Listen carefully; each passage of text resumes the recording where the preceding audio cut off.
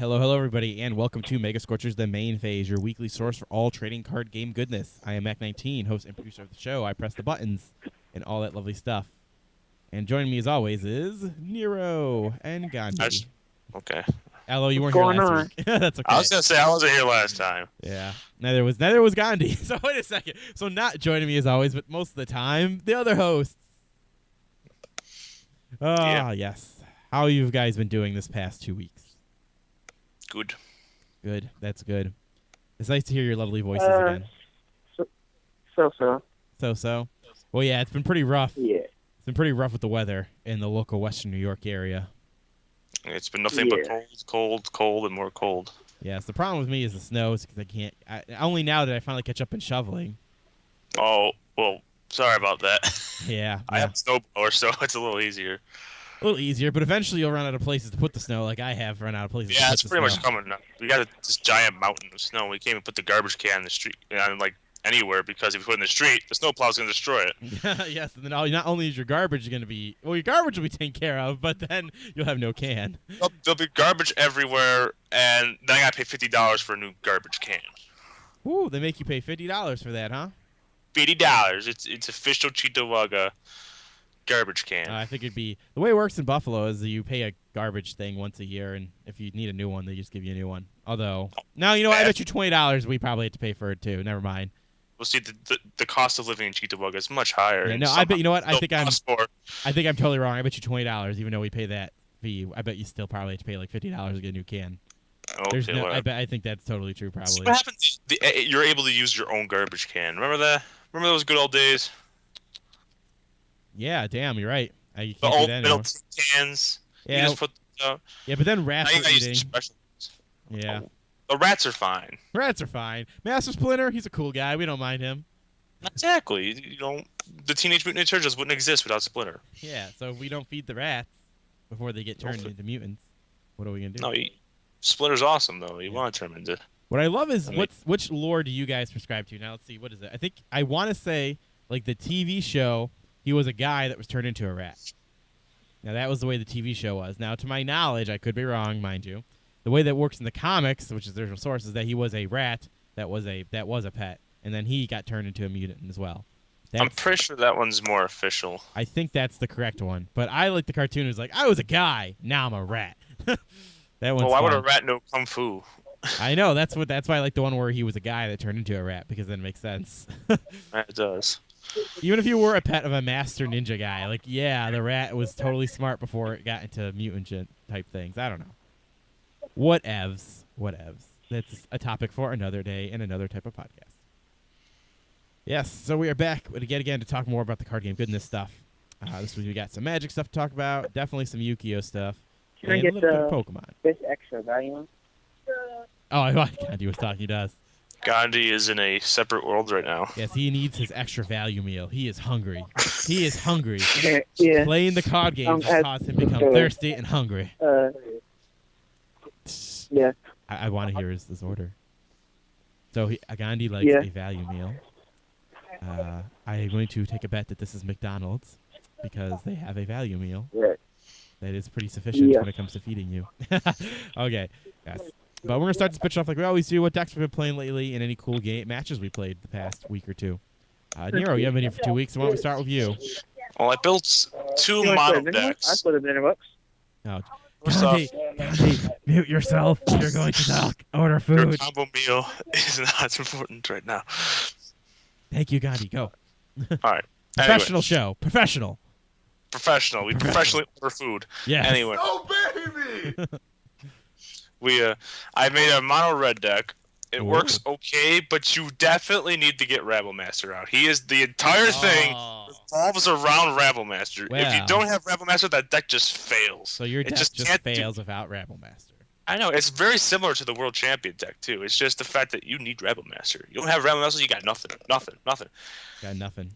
The other deck I built, I was very surprised you put it in there, is awesome, was Green Devotion. Oh, yes. Because I found an old Green Devotion deck, and I said, you know what? There's not a lot of cards in here that need to be taken out to make it back in the standard. All I needed to take out was Burning Tree and I think Tusker, and I found a couple of substitutes for them. I forget what the cards are, but there's like a 2-tap, 2 green, 3/2 just regular card, but it's all about Green Devotion, and I threw Ugin in there because I pulled one out of my box, and I was like, you know what? That's probably why Ugin's a lot of money. Yeah. Because you just mana ramp up to him and you win. Yeah, he's pretty powerful. He's powerful because at turn 2 he can finally, it was overkill, and it's just overkill. It's just overkill. Yeah, Green Devotion and Green, like even just like a standard ramping. Actually, because I think the problem is people forgot that Court of Calling is a card that exists. And it is in standard. Yeah, it's pretty amazing. Also, Hornet's Nest. Hornet's Nest is hilarious still. I love it. I put 4 in my whole deck. And and you could theoretically, even if you're not going a full-blown Green Devotion type thing, like you want to mix it up a tiny bit, you could add in that loop that just came out not too long ago, where you can theoretically create infinite mana. So that's in standard. So you could even try that out if you just want to go, if you don't want to go pure green. Also, I found an eviler way to use Hornet's Nest. I World Eatered it. You World Eatered the Hornet Queen? The Hornet's Nest. Oh, not Hornet's the Queen. Nest. Okay. I did it for like 5, got 5 blockers. It's like, yeah, I'll attack with my monster. It does no damage back because it's Defender. It has 0 attack, so... That's cool. That is a cool way I use that deck. There's so many things you can do with it. I do like Green Devotion. I think it should be picking up because people forgot about Court of Calling, and they forgot about just all these good green cards that are out there. Yeah, it's a very solid way to go about doing things, and it's pretty powerful. Like, yeah, it's at the end of the day, it is hey, I'm basically a green ramp deck, so it only has the negatives of being a green ramp deck. That's about it. So, I've been liking. I think it's pretty cool, and we're gonna see more and more of it. And actually, we've already seen a lot of it, to be honest. But hey, see more of it. Gandhi, what have you been playing, or have you been playing the McDonald's game? What Belly we were. Those quill forts. Yes, you were saying you were talking about that a little bit in the pre-show, rocking the quills of your tower. Yeah. I think it's just something really solid against the next tier meta. Yeah, quills are still going to be very, very powerful at the end of the day, I will say. Yeah. Then again, we'll see. If we're already got so much power creep now, I can't imagine what we're going to have a year from now. Next thing we're going to have, you know what they could do? They're going to say, fuck, we'll do pendulums that fuse. That's what they're going to do. That's what we're going to do. Jeez. So they'll have pendulum monsters. You'll do what quills do, but then after you do everything quills do, then you can fuse them to do even more shit. That's what you'll do. And people have to run like some weird proprietary pendulum. Like, you can only use this fusion card with pendulum monsters or something like that. Watch, that's what's going to happen next. I think we're already there. We're probably already there. We're already there. Yeah, we're kind of already there. Kind of, yeah. So that's cool. So you've been liking the quills, even though the Nekrozes are out. Yeah, the next it's not too hard since you have main deck answers for it, but it's just something I would take to like regionals or higher. But the deck I really want to play is Yusenju's. Yeah, you were talking a little bit about that during the pre-show. Yeah, they are essentially Thunder Family 2.0 mixed with spirits. Yeah, because they return. That's essentially what they are. Yeah, they're very interesting. Because they have that spirit-like aspect where they return to your hand, which is really cool. Yeah, and Thunder Family aspect because they can keep normal summoning each other. Oh, yeah. They can fucking bring out. This guy filled up his whole field one time. I was like, well, he has no hand now, but he filled up his whole field, pretty much. MS? Yeah. No, that's only going to take for the back. Earlier, somebody won by playing Pot of Duality with a extra monster to OTK, and like 1, he bounces. The other guy, 2, he attacks you directly. And 3, when the other Yusenju monsters deal damage once per turn, you get to add a Yusenju card to your hand. So you will grab either the trap card, which is the barrier, or the honest. Usually, if you push into the game, you're going to grab the honest. Yeah, you got to get that damage in. Yeah. Got to get that damage in. They're very interesting archetype. Like I've said now, like I've said in the past couple sets, you know what? Even though the power creep is happening, but all the sub archetypes that are not like tier 1 that Konami's been creating, they've been doing some interesting stuff. Like I love the stuff they did with the planes. Thought was really cool. Like everything they've been doing with the other archetypes have been really interesting. And I have to give Konami props for that. And the thing I like about it most is you can main floodgates to like Vandy's emptiness because it doesn't really fetch us on that. Or like Macrocosmo or D-Fissure. Yeah, that's actually what I was facing. The version I was facing was a D-Fissure version. Well, he probably had Macros in there too, obviously, because there's not enough D-Fissures to go around. But yeah, and if you're really bold, you can run like Mind Drains and Mistakes. Ha ha ha. Aha, you could. That way you don't have to worry about nothing in that hand. Not at all. Play it at the correct time. Be like, bam, my drain. No, my Gores, my Battle Fader. Exactly. However shall I live? So that's cool. It's been working out for you. Yeah. Just in the process of coming home from regionals. Oh, yes. Gandhi, if you guys don't know, Gandhi actually went to a regional not too long ago. Yeah. Tell us your experience at the regional, Gandhi. I want to hear. Overall, I went X3. It was a fun trip overall. Enjoyed it. Taking a lot with the experience. Got a round 1 game on for not being there or we got there late because like it was different, or the address was different on the Konami website than the building we went to. Ah, I see. So arriving late, you got that game lost. That sucks. Yeah, and we was only like maybe 5-10 minutes late at the most. You know, we got round losses. That sucks. Yeah. Well, it happens, sadly. X1. It was too much of an uphill battle, but I'm glad I did at least that. It was like an 8-round tourney. Maybe 200 plus people. Top 60 got their invites. I think Good. Top 8 got matched. And I really wanted to win that Shadal match. Pretty boss. You do like your mats, I will say. I do have a collection coming up. It's all about that Jiraiya mat. That's what I say. It's all about that Kakashi. Oh, that's true. It's all about that Mega Scorcher's official playmat. Oh, yes. Mega Scorcher's official playmat that we should have one day. I don't think Gandhi knows about that. The one Chris pure likely made up. Yes. Well, that's great, Gandhi, that you had an awesome adventure at the regionals. I'm not even going to bother asking necessarily what you faced because that was a region. That was a regional before the last set came out. So not that it's not relevant anymore, but it's kind of not relevant anymore. At least that's what I think. Yeah. But I had a pretty diverse matchups throughout the day.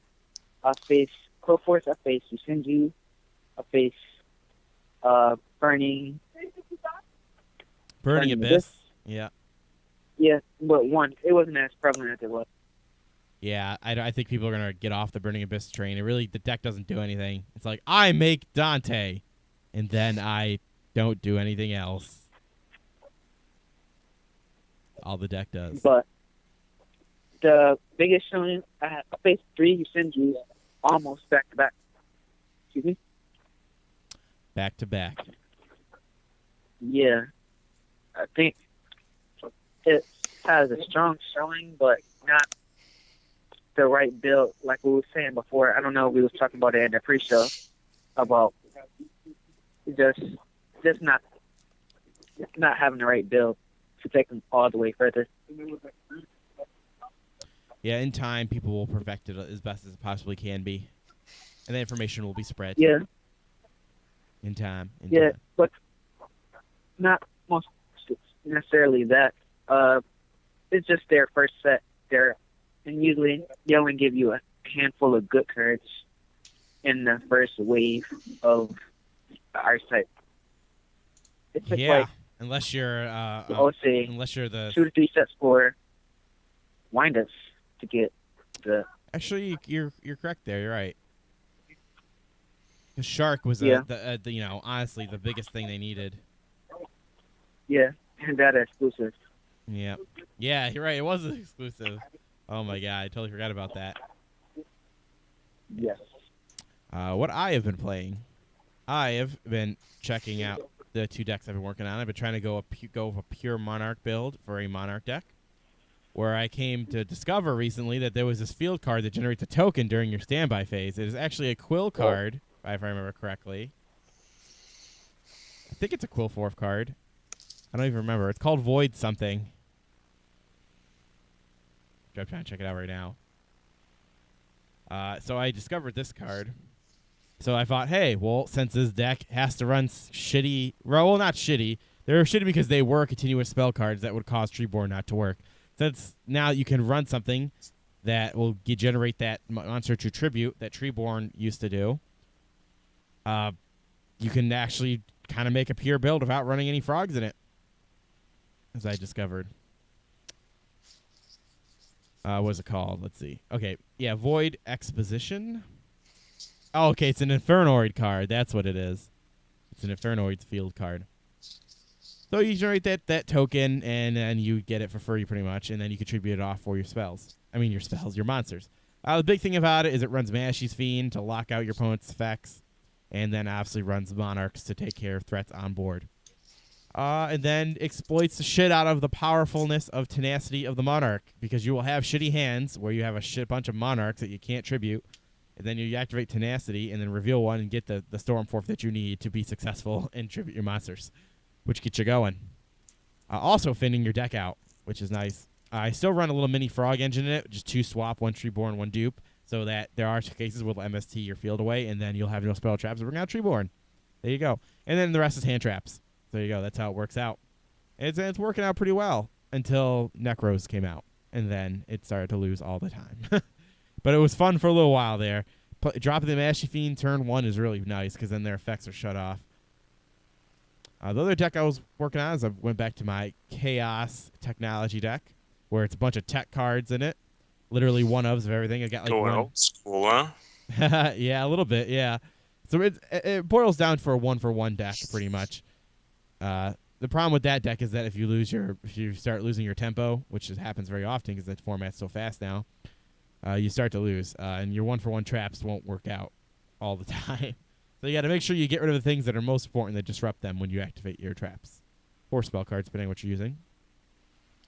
Yeah, that's pretty much what I've been rolling with in Yu-Gi-Oh! Right now, because everything else, like the Lancer Frogs, are still a good deck, but now that the format is even faster, because I think Ritual Beasts are pretty fast, and so are Quills, Nekroz. Obviously. And, of course, Nekroz are also very powerful as well. Because they're like, I do a bunch of things with the searching and then the milling and then ritual summoning, and you lose your hand, your field, and your graveyard, 1 card each, and stuff like that. So try not to leave things out for them, because apparently that Trishula can't come out unless there is something in each one. It's not like the old Trishula where it was like, hey, I can pop whatever. Yeah, and loop it as many times as you want. But I would say it's still pretty much one of the best sets or best decks that came straight out the box in Vectors. Oh yeah, I actually agree completely. Sectors are ready to go out of one, like you said, out of one set, 1 box, and so are Nekroz. They're pretty good. Yeah, and that's what I've been playing over there. Magic, that's still the same Esper deck I've been playing. I've found the deck I wanted, and I've been sticking with it. Been having a good time. How's it been working? It's working okay. It's fine. just it's like I don't know how to explain it. It's just a Esper deck that's a control deck, so you just got to stop the key cards before they get going and play your one con. I know it's so invigorating to tell you how awesome my strategy is, where it's really simple. That's what a control deck is, sadly. So yeah, it's working out okay. It's just I have to hit the right cards. I will agree that things are, especially with the green devotion decks, it's kind of hard to keep up if you don't get if you're not playing a land at least your first 3 turns, you're not disrupting them immediately. You've got to be able to have your resources ready to go, and it's consistent just enough. At least how it has been in all my simulations. I've gotten some of the cards in RL, but now that I get a new job, hopefully I can, for once, just invest in some cards in Magic, which will be real nice. Invest in the new duel set, man. Oh yeah, it's looking good. And as we do a little, I forget the word for it. Do a little segue. Yeah, there we go. We'll get on our little segues. No. Yes. Good segue. So let's get straight. Actually, that's a great time to go straight into State of the Game. Talk about Magic. So we've got the Elspeth and Kiora deck. Kiora, yeah. Now we have actually what cards are in it? Yes. That's not too long ago. First of all, buy this, okay? The Planeswalkers themselves are worth $40. So. Yep. And it's only $20 for this. Personally, Elspeth's artwork is awesome. Kiora's I don't like that much. It's good enough.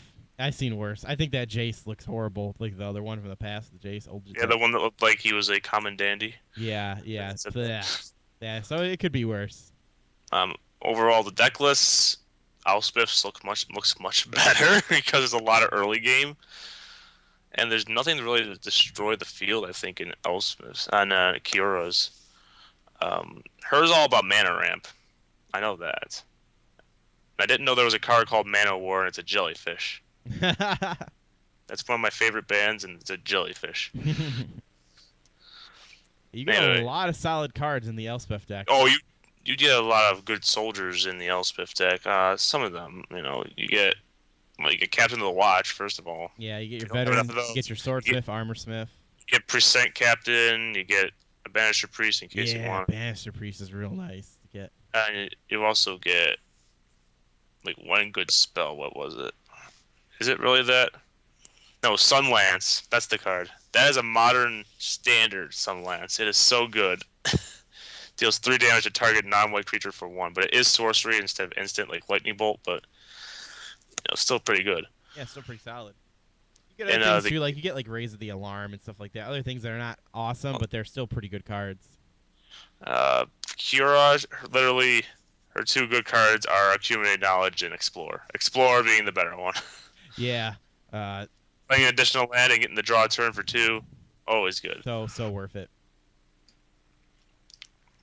Now, overall, yeah, that is the only thing. Hey, man. Scourge the Fleet is really cool. Fleets is really cool. Come on, it's a Kraken. It costs 7. I'm not saying it's good. And you get a Kiora's Follower. That's a solid card. That's a uncommon that you should have. But I'm saying it adds value, man. Adds value. Wait, what's the other rare in this one? I think it's one of their. Yeah, there we go. The Plasm Catcher. Plasm's Catcher, really? That's a crummy card. Yeah, I agree. Oh my god. I don't know what Theorize is. I don't think it exists yet. It's a new card. So maybe we'll see what she can get something good going. But like I said, Elspeth's deck's much better. Not only there's better cards in there, but there's a lot early game. I see that these 2 dual decks don't really compete very well. I can imagine they don't. I mean, it's all about getting just the right cards in Kiora to be able to fend it off by being able to get Explorers and the Follower and Accumulated Knowledge in your hand, or to keep drawing lands until finally you can put something on the field that's really good. And you also need to keep getting lands in order to activate Landfall on some of these cards, with the Grazing Gladheart, and in order to get enough land to summon some of your big monsters the Inkwell Leviathan, the Slimming Sky Swallower, the Scourge of Fleets, and I think there's one more big guy. He's got the monstrosity on him. I forget what he is. Oh, there it is. The Sealock Monster. Sealock Monster, yeah. It would have been cool if they would have threw us a bone and gives us one Master Waves in there too. That would have been cool. I have enough of those, but Not that they're hard to come that by. falls under blue devotion. There's not a lot of blue devotion. It's all about like countering early game, getting the lands, and then summoning big shit. But Yeah. you know, the white deck has protection against this. It has soul parry. It has what else does it have? It has a lot of other things. It has Banisher Priest. It has a lot of removal. It has some removal into it. So boys and girls, when you play with your friends and they say pick which deck you want, you always pick the Celestial Elspeth Flare. Always pick the Elspeth deck. Mother of Rune's new art looks really cool too. I like that one. Yeah, it's pretty cool. I like the original though as well, but hey. Yeah, so there you go, guys. It's pretty cool, you know. Definitely worth picking it up just for the Planeswalker alone. You get a little added things in the end there too. Oh yeah, definitely Elspeth because Elspeth is Elspeth is very powerful. Hey, you know that. You know that. You want Elspeth, don't you, for your deck? Come on. Yeah, Elspeth is in the deck. Yeah, I'll be buying this. It'll be more affordable, and it'll get some other things I was looking for too. Exactly. Next, so from the vaults, Angels announced. I can name about 5 angels off the top of my head that will probably be in the set. Baneslayer Angel, I would assume. Baneslayer was one of them. Yeah, I know that one. Avacyn, Iona. Oh yeah, of course Iona. Come on. Damn, what was her name? She had the monument, a Korma or something like that. No, I don't. I only know Baneslayer, Seer's Angel, and Iona. Deathless Angel, that's another one that'll probably be in there. Platinum Angel? No. Maybe. Maybe, really? I don't know. It is a decent card. I personally love Platinum Angel. It's one of my favorite cards in the game. Really good in Commander. Yes. For you guys who don't know, from the vaults, this Angels, it will be coming to store shelves in August 21st, 2015. They're not really on store shelves. I never found one. You can order them online. I know that. Maybe one day you'll get it in a store shelf.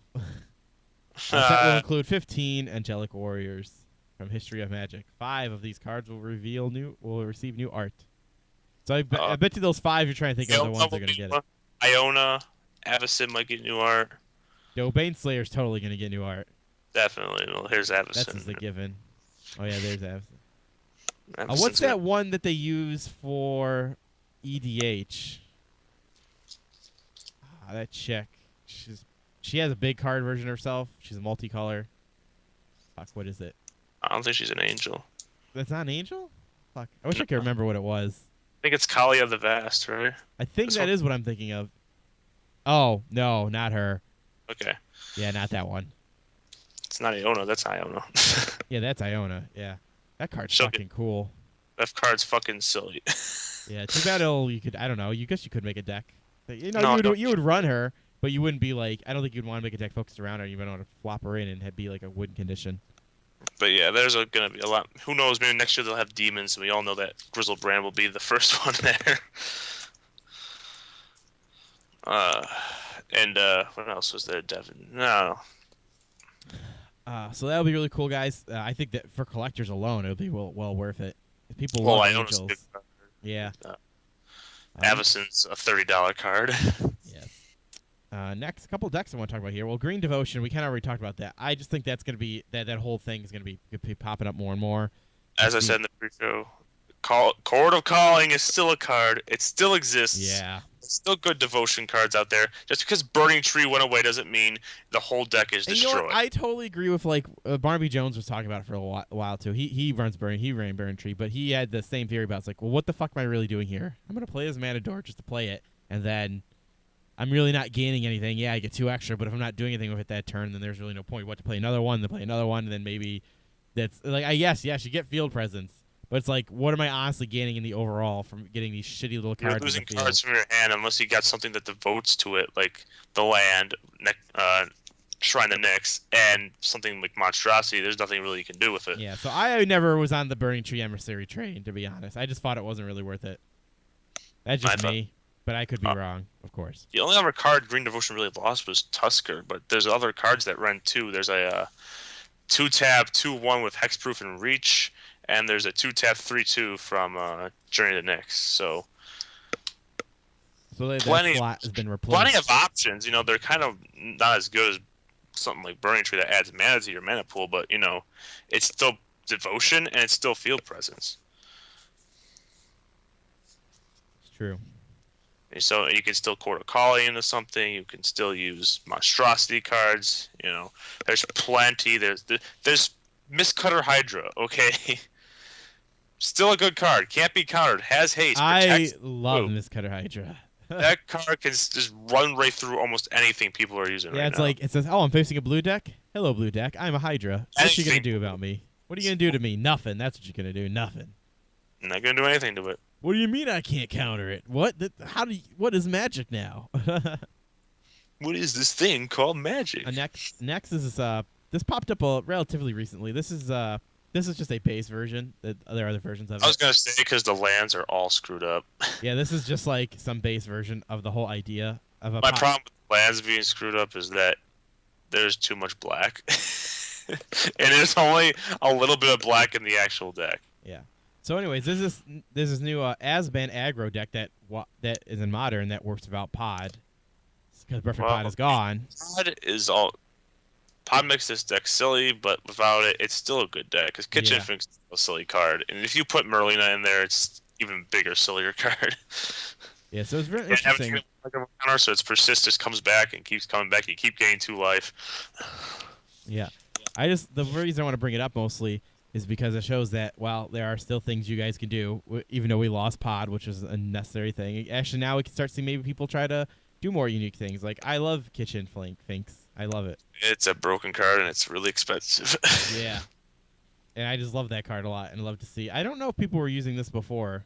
I think Pod was taking over. I don't think you need black. I mean, the only cards with black in it, I believe. I'm not sure about Noble Heretic. I don't know what that does. I think that's the only thing I don't know that does. Siege Rhino I know uses black. Lingering Souls Flashback is black, and Thought Seized is black. A Noble Heretic is the one that has Exalted, and that also can add white, blue, or green to your mana pool. Oh, okay. That one. Okay, I understand why that's in there. Okay. Voice of Resurgence, that fucking card is still silly.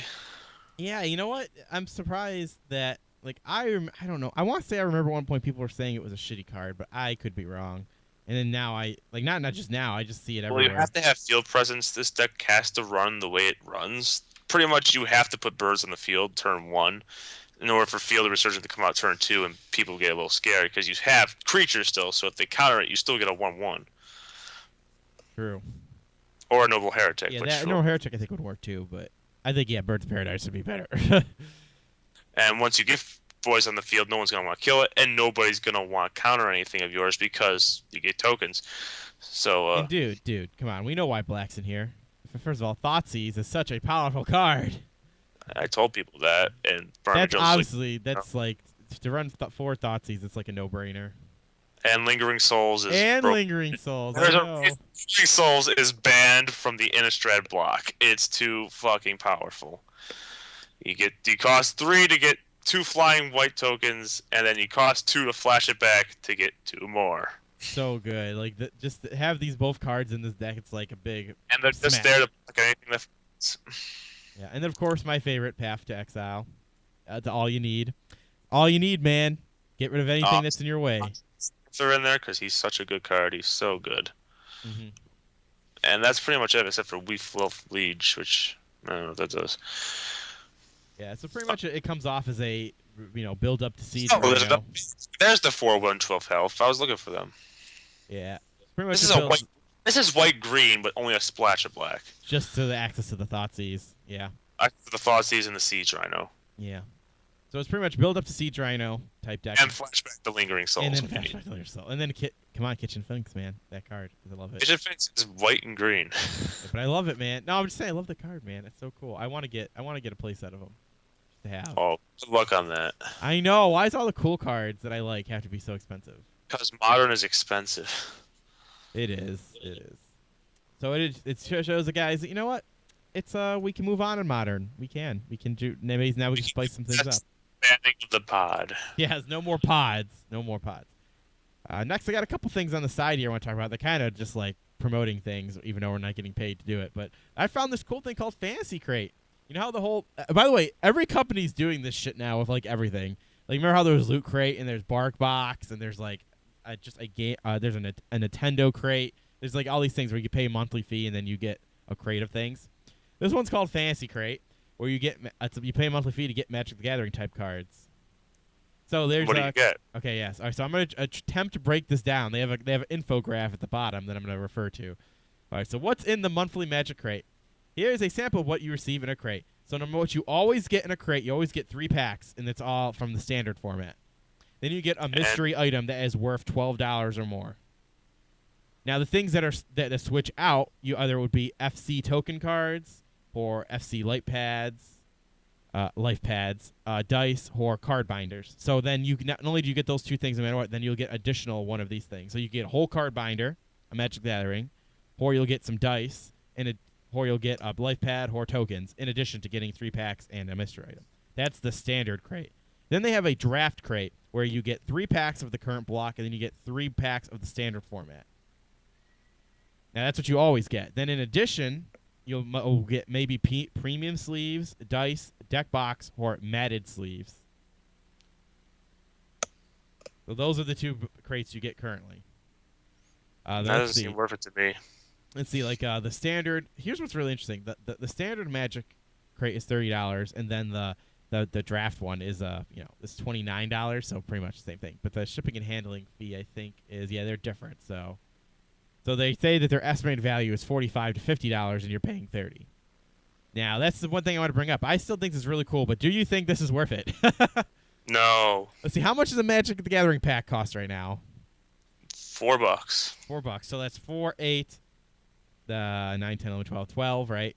That's $12 for the 3 packs. The big thing comes down to what is the mystery item each time. It could be like, from what I've seen in videos watching about it, it could be a whole nother like a pack, or it'll be a dual deck, or it could be something like that. That's what I mean. So every month you're getting the same dual deck over and over again.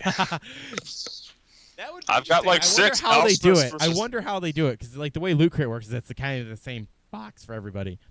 So let's say, well, if it was a dual deck, then it'd be kind of worth it, because that's like a $20 value already right there, and then you get a awesome and a binder. Let's see, the cheapest binder I could think of, because I've seen their binders. They're decent quality ones I've seen from people open the videos. I'm not gonna say they're like monster level, but they're pretty decent. So you think about it, you get a binder, and you get a mystery item, which could be like a dual deck, and then 3 packs. The big thing that I want to get across here is that, do you think this is worth it? Like, if you're a person who, we all could agree that maybe buying packs is a waste of money. But let's say instead of buying packs, you did one of these where you get packs, but then you get another added bonus on top of it. If you like Magic the Gathering gear, such as the Funko toys or the special promo cards or playmats or T-shirts. See, that's the thing. Yes. That mystery item could be any of those things from what they were describing. But if not, then screw it. All right, I can see you have a reasonable argument there, because you don't feel the value's there. I do agree that I think $30 is rough. If this was, I would say if they could get this down to like 20, I think the value's there, because well, then they're not making any money. I mean, it's $12 at least. It's $12 plus 12 is 24. Yeah, that's true. The packs. Mm-hmm. It all comes down to really how valuable is that mystery item. Because right now I'm on the fence about it. It's almost a perfect deal. Like if it was $25, that could maybe work too. Because that mystery item could be really worth it. Like getting a whole dual deck is like, I keep going back to dual deck thing, but I think that'd be really cool. You get 3 packs, dual deck, and then a binder. That'd be cool. We'll send you a new pack of the most worthless set in history. Let's say best case scenario, you could get like a 3 packs, maybe. What else could be a mystery item that's Magic related? I don't know. Like they could even be like, I think you could even get like those just Magic merchandise in general. Like they'll have like those, what are those things called? Those pop figures and stuff that are Magic the Gathering. The Funko, yeah. Yeah, like you get that, and then you can get like tokens with a life pad. Yeah, I think that's like what they're trying to use to really get the people over that hump, because theoretically that all could be worth it. But, if your person doesn't care about dice, her binder, her life pad, her tokens, then you look at it as just a pack perspective, and then it's really not worth it. I think this is very interesting and it's a very cool first step, and this could be improved upon, because I definitely would be on. I'd be on in a heartbeat if it was $20 a month, and I would totally do it. And they've got 467 subscriptions remaining, guys. So there you go. If you're interested, that's what's up. Next is another if you remember now, not too long ago, we had Wedge from the Mana Source on, and they're currently doing Kickstarter for their own playmats. They've already reached their goal. They've already reached. This is why I'm. Here's things. I didn't want to promote it before they reached the goal because I didn't want to. Because I don't want people to be like, oh, it's gonna be them and blah blah blah blah. So it's really cool. Like if you want to pay $25 to get the mat, or you can pay $30, and then you can get shipped outside anywhere besides America. They've already reached their goals. It's a pretty decent mat. If you guys are interested in the Mana Source, is a really cool YouTube channel that talks about everything Magic. Is that Black Lotus right there? Pretty much. That's the whole idea. Because look at how it's got all the different colors of all the different mana. Oh, I see. Yeah. And the stem is black. Oh. That's really it's black. That's Black Lotus. Yeah, that's their symbol. So if you guys are interested in that, definitely check it out. I'll drop the link in the chat room. They have like 2 days left. Or no, 66 hours left. If you guys are interested. And they've almost got $10,000. Yeah. Of a pledged $2,500 goal. Yeah. So they theoretically should be able to definitely give everybody. Essentially what they're doing, if you think about it, you're paying $25. You're honestly just paying for the mat. They might end up making a little money off this, but not much, because it's going to all go towards the mat, to be honest. They could have a little bit left over, which is cool. Yeah, so guys, check that out if you guys are interested. Maybe we'll have to go that route. I don't know if we have a big enough fan base that would pledge, though. That's the thing. You know what mat we're going to have. Oh, my God. Just have the podcasting on there with the logo. I have a podcast, me phase. Yeah, that will be amazing. Remove from will be in the other corner because we'll just do cross pollination. The synergy. Because that was made for anyway. Yeah, I guess. Yeah, that's what it was quoted from. Whoop-de-fucking-do, Basil. Alrighty, moving on to the Yu-Gi-Oh world, since we're talking about stuff, I guess. That's crazy. Okay, Gandhi. Well, Nekroz, and maybe Ritual Beast. That's what the game is now. Close the book. Just build the deck around Nekroz. I am quite surprised at Ritual Beast. I was looking at them before, and I was like, this isn't going to do anything. But surprisingly pretty consistent and not too shabby, and actually did pretty good at I don't know if it was a regional or a YCS or something. Oh, I don't think Gandhi's there. I think he's gone. Yeah. Oh, he's there. He's in a food coma. He got his value pack. That's what his value meal. But yeah, I think it was. I think it was regional. Ritual Beasts surprisingly are doing pretty well, and I faced against them. I handled them pretty well, but they're actually more consistent than I thought they would be. I actually was underestimating them, and that was my biggest mistake. Now, will they be considered one of the top tiers, though, is what I don't know. I still think that position will be held by Nekroz and Quills. I don't know if it could be the third slot. It might be fighting with, because I think Satella Knights kind of took a peg down now, because I don't think they can handle the other two very well, in my opinion. Maybe Quills, but I don't know. I don't think they can handle the Nekroz. Yeah. So I don't know who will fill that third slot of who's the big three. It could be Ritual Beast. Maybe you could. I definitely don't think it's Burning Abyss. Fuck that. It ain't gonna be Burning Abyss. I think their day is done too. I don't know why anyone would want to play Burning Abyss. I feel so bad people who bought all that. So bad. But yeah, the Ritual Beast could be the next big contender to bring up there. Yeah, it's real fast. Yeah, very surprisingly. And Infernoids, I'm still, again, I've been wrong about Ritual Beasts, but Infernoids, I still think they're shitty. They're good, but I still think they're shitty as fuck. Again, I think I'm only one in the world who thinks this maybe, but I think they're shitty. I don't think see how they could compete with anything other than rogue decks. Yeah, they're better than rogue decks, but that's about it. I want to use my Fortune Lady deck against you. Yep, my Infernoids are going to beat you. But, the Nekroz just seemed like they could handle everything in the game so easily and just remove and just go boom, boom, boom, pow, pow, pow, and just get in there. It's just so crazy how I've seen the deck got so adopted so quickly. We've already seen, new decks pop up, but usually there's some diversity or everyone doesn't go all in on it. People went all in on this because obviously what we've seen happen to OCG, how it was over there. We knew about this deck for a while when, even fucking a while ago when we were talking about this. And it just cost so much money to get it. And that last, I want to say it was a YCS. What was it, on the top 36, 22 of them were Nekroz or something? That was the first one that after that set came out, I think. Like, holy shit. That means that, like, almost everybody at that tournament must have been playing Nekroz. Holy shit. Mostly. Holy shit, man. Blew my mind. And it's apparent that power creep is even more prevalent than it was. Yeah, exactly.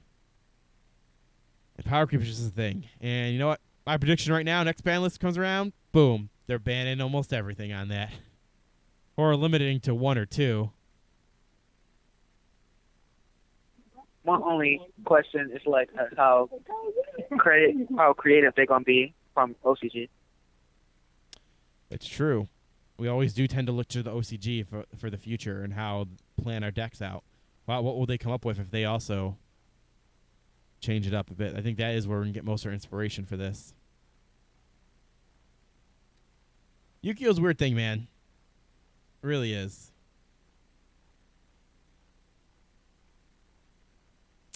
All right, this next, I have a specific card I wish to talk about now. It's a trap card, Gandhi. It's a normal trap card, and it's called Jar of Avarice. Oh my God, Gandhi. I cannot believe they did a Pot of Avarice in trap form. Yes, you only draw 1, and you only can activate 1. But hey, that is still fucking 5 cards returned, and then you shuffle and you draw 1. That's amazing. I don't care that it's a trap. I do not care if it's a trap that you got to wait a turn. We fought shit like, what is it? No one ever thought that like Call of Haunted would be viable, but you know what? I see people run Call of Haunted all the time now. We even know that bump up to 3. Like, I think this is fucking great. Oh my God. A chainable Pot of Avarice that you draw 1. It's amazing. Do you think it's better? Do I think it's better? Oh, that's an interesting question. Well, I do like that it's chainable. I do like that.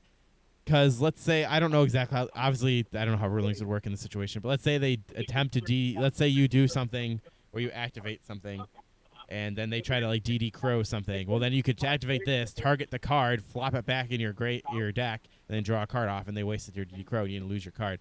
Yes, maybe that situation you wanted that card in your graveyard, but you could do things like that just because you could chain it to things. Like, that's a big plus. I just hate when people force it. Yeah, the big thing about what Pot of Avarice was used for is because, you know, with combo wombo decks, the idea is that you fill your graveyard up with all these synchros back in the day and then filter it back in, draw 2 cards, and there you go, you recycled your deck. So in that case, when you want to keep combo and keep going, you're not going to be able to do it on the turn when you just filled your graveyard up. So you have that weird, at least till end phase period, where your opponent could do something in your graveyard. So do I think it's better? You know what? I'm gonna go with no, but I do think in this format, in the future coming up in Yu-Gi-Oh, this could be utilized more. It's kind of like the fair Pot of Avarice at the end of the day, because you got to wait a turn and you only draw 1. And you only can activate 1. So, kind of like what it is. It's just the fair version, really. But this is still really powerful, and I can't believe they decided to do this. Being able to shuffle 5 back in is really nice. Because we lost a lot of recyclability with bringing monsters back in. Like, what do we got? Pot of Duplicity? That's about all I could think of. And then we've got maybe proprietary stuff. But we don't have, like, a general return 5 from your graveyard back in. What are your views about it? I don't know. Do you think it's better? No. No. Yeah, that the whole waiting a turn thing is because the whole reason, like before, like Jar of Avarice, you have to set it. Pot of Avarice, you just go. Like the only benefit of being a trap is that you can chain it, which generally for what you're supposed to be doing with this type of effect, usually not a big thing. But that is a plus, I think, being able to chain. But that's about it. Greatest strength is the weakness. It's a trap. Set it. MSG. Yeah. That is what sucks. Again, it's more fair, though. Pot of Avarice was just like, fucking go. And you draw 2 off of fucking Pot of Avarice, for God's sakes. Jesus, it's so good. Next, I have a little discussion here I wanted to bring up. Recently, I was thinking about, with all this power creep going on, Can old archetypes return? That is a big thing that I want to say. Can old archetypes return? So I want to bring up the discussion. I want to say right now that Konami is definitely going towards a thing where they're going to keep making new archetypes that are really good. I haven't recently seen anything where they support old archetypes. Like, look at this thing. Like, let's go back to Six Samurais. That, you know, they never want to do anything to support them. That would be a cool archetype they could bring back and make powerful again, but they didn't want to. They made these new samurais, you know? That's one thing. I think that Konami is at a point where they're not going to return to old archetypes. Like, the last archetype that got a boost... Crap. I want to say Kwakimeru got a little bit of a little help, but then in the end, no one really did anything with it. It wasn't enough to bring him back into the metagame.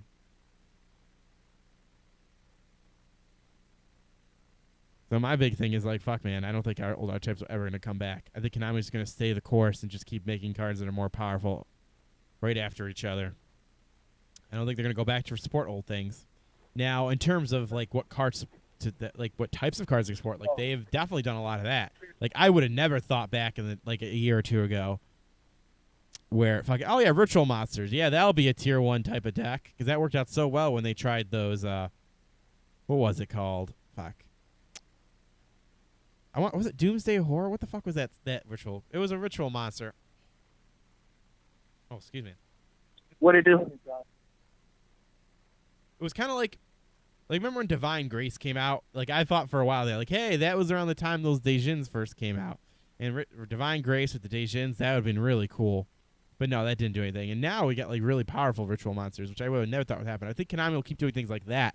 I think they're going to keep going swap back and forth. Like, they're going to have a generation where pendulums are really good, then rituals are really tier 1. Like, hell, we got Shaddolls were fucking a fusion-based. Like, we ever thought the heroes were the only thing that ever do cool fusion stuff. But no, look at that. Fucking Shaddolls did something, and hell, you can even say Glider Beast. Contact Fusion's a thing, too. That's what I think they'll keep revisiting. But in terms of, like, actual archetypes, like, Fortune Ladies are never going to get support. Fucking, hell, I'll even say Glad Beasts are never going to get some support ever. I think they're going to stay exactly where they are, too. Kwakimeru's going to stay the same. Six Samurais are going to stay the same. That's just how it's going to be. Old archetypes are just going to be relegated to the past and not getting much support from this point on. And I think there's always going to make new things. How about you, Gandhi? What do you think about? Do you think old archetypes can return? Banless. Banless. Oh, I see what you're saying. You're saying that they could just hit the new stuff so much that people will revert back to the old standards. Bring back Royal Oppression. Bring back Royal Oppression? Whoa. That would be cool. I actually would like that. Bring it to 1. Give it a try. Let's see how much these newer, super awesome special summon decks handle. People will be like, well, I guess I'll go back to... It would slow the game, though, enough for old archetypes to come back. Yeah, that's an interesting way to do it. Like, that would slow down things a lot because everyone would be running their Royal Oppressions, and then it would be definitely mained. It would cause people to rethink their strategies and not go, you know, commit their deck to totally focusing on special summons. Thunder King at 2. Yeah. Macro at 2.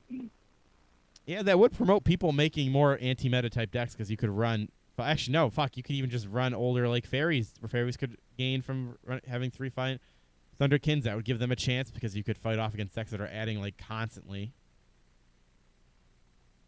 So interesting indeed. So you're saying that just, yeah, maybe if they just use the ban list appropriately, they could make old archetypes have a fighting chance again. Yeah, and just what they do with the new formula, what they've been doing with the new archetypes. Give them a search card, give them a barrier. You're good. That is true. Like I've seen that. Like, let's just give them a complete barrier. Oh god, I've always, like, Infinity Barrier. I've always loved that. For a while there, you could have 3 of them, and then it's like, hey, our deck is the only deck that kind of has its own negate anything deck. Solemn Judgment, sorry, boy, you're not going to be available for anybody. So I always liked that about back in the day of Infinities. But yeah, I think I agree with you. I didn't even think of it like that. If Konami would just use their ban list like they're supposed to make the game balanced, then everything would be fine and all archetypes would have a fighting chance. But they don't seem to really want to do that. which I don't blame them. Why? Because then they wouldn't make as much money. But maybe it'll change. Maybe they're going to do this power creep thing hardcore for a little while. Maybe they'll change it up. Problem. Hell, man, since we can have like 4 a year now, pretty much, why don't they just like do 2 where power creep is like hardcore, and then just do really hardcore, crazy ban lists the last 2, or give us 1 that's like super crazy? Because the whole benefit of us having like 4 formats in a year is things are supposed to be really different and diverse, which I think it is because, like, I think I think the only reason it's drastic from last format right now is because the Nekroz, it caused a major change in what meta deck people are playing. That's about all it did. I don't think a ban list caused that to happen. Just like a powerful deck came out. But theoretically, that's what this whole 4 ban list a year thing's supposed to do. I think that's the only reason Volcanics hasn't gone beyond a road deck. The 3 criteria for a good deck is draw, barrier, search. Yeah, Volcanics do have that. They do have that awesome Raigeki field, which is nice, but it's kind of all they got. I agree with you. They don't really need. They need a little bit more.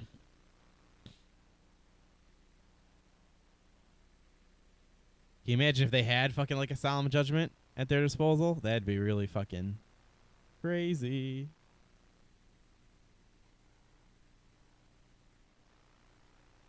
Oh, Volcanics. Yeah, it's definitely staying rogue status. That is really powerful, though, to be able to, wipe the whole side of their field. Maybe we could see more of that. That'd be really cool. Yeah, so that's our whole little discussion on that. Other than that, Yu-Gi-Oh! Right now, I have to say, is changing again, which is a good thing. I will say one thing I got to give Kanai props for, that with the way the ban list set up now and the way they're bringing out different types of archetypes now, things are changing quite drastically. In only good players, I feel, who that can survive and adapt. Now faster changes will survive, and I think that's really cool. So that is one benefit about the power creep going on right now. Like, things are changing so much in the playstyles, and things are getting so faster that only the best, I feel, can survive. Overall, I think Nekroz, you have to play smart with them. They're kind of like Glad Beasts. You gotta know what to search out at the time and when to use your plays appropriately, or else it's gonna be hard to recover from. Like, at least with Burning Abyss, you can go on autopilot a little bit and just like, I make Dante, I make this, I bring Scarm out, I bring this out, I resolve this effect, and then you can adjust and play it out a bit and grind it out a little bit. Like, you don't need to. You can make a bad play or get really messed up and then recover relatively quickly. With Nekroz, I think you need to be quite skilled to play your plays appropriately so that you don't get left behind in the mirror. Because that mirror is so important. Who gets their Trishula off first? Mwahahaha.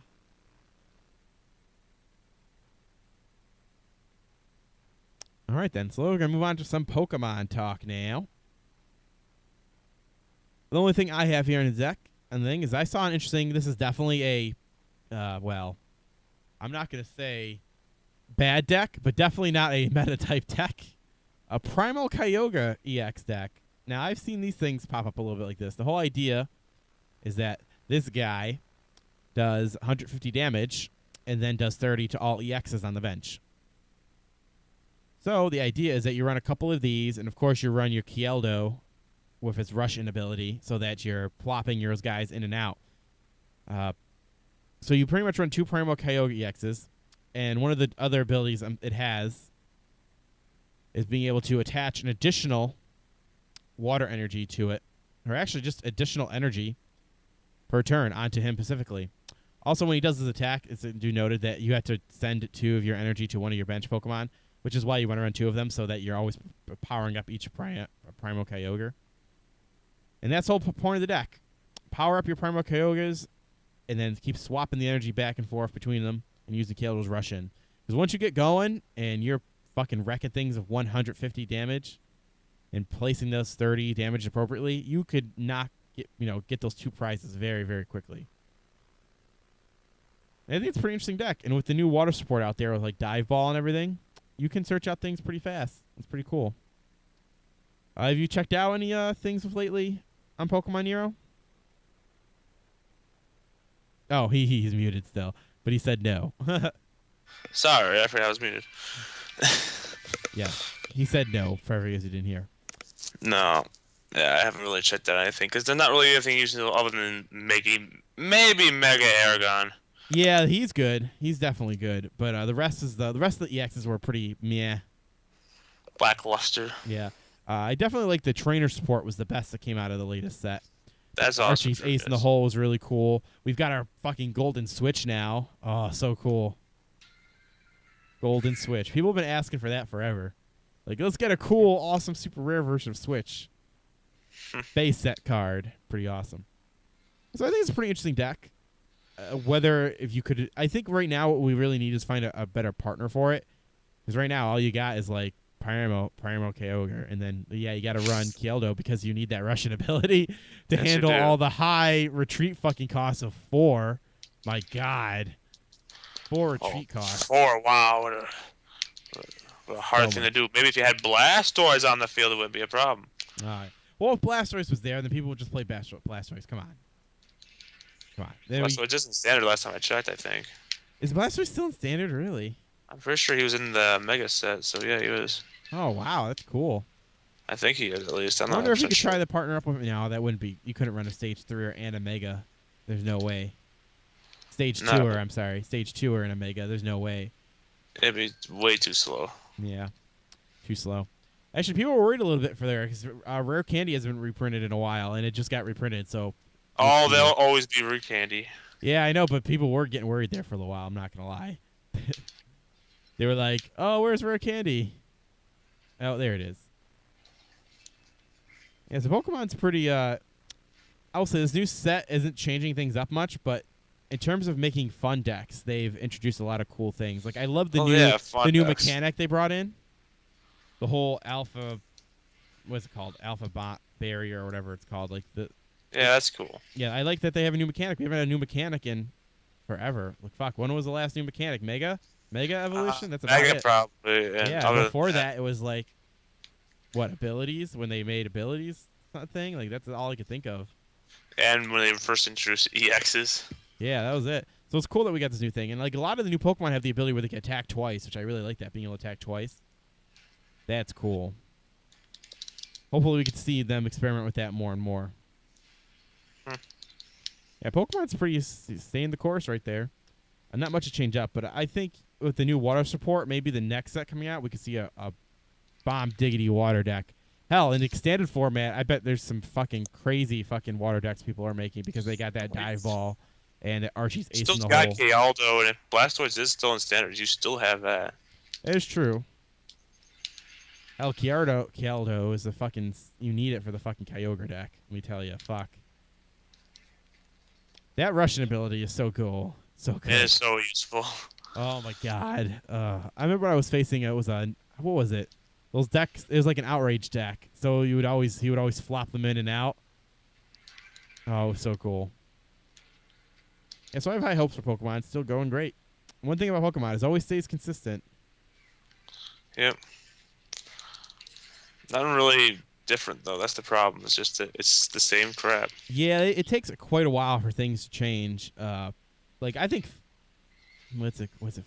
Furious Fist and, what was it? Flash Fire? I think it was the one after that. No, what was the fire one called? I think it was Flash Fire. Well, anyways, the fire one where fucking Pyro came out. Like, those sets of things changed up quite a bit. When Donphan fucking came out, that changed up. But it doesn't happen too often. Mm-hmm. I mean, there's only like a few decks that are really viable in standard right now. True. I would say that there's only a couple. There's let's see. I would go with Donphan for sure. Yveltal's always there. Yeah, Yveltal. We'll go over like Dark Deck if you just want to make a pure one. I don't think you would. You'd usually throw in something else. Bergeron, Gangasect. Genesect, Verizon, yep, that's definitely for sure. That'll always be there for a while. Think that's it? No, there's one more. What am I thinking of? I can't think of it. There's one more out there, though, that's pretty prevalent that I can't even think of right now. Oh, fairy decks. That's what I'm thinking of. Fairy decks. Very powerful still. Not really powerful. Oh, yes, they are, man. Who cares? I don't care about your enhanced hammer. I don't care.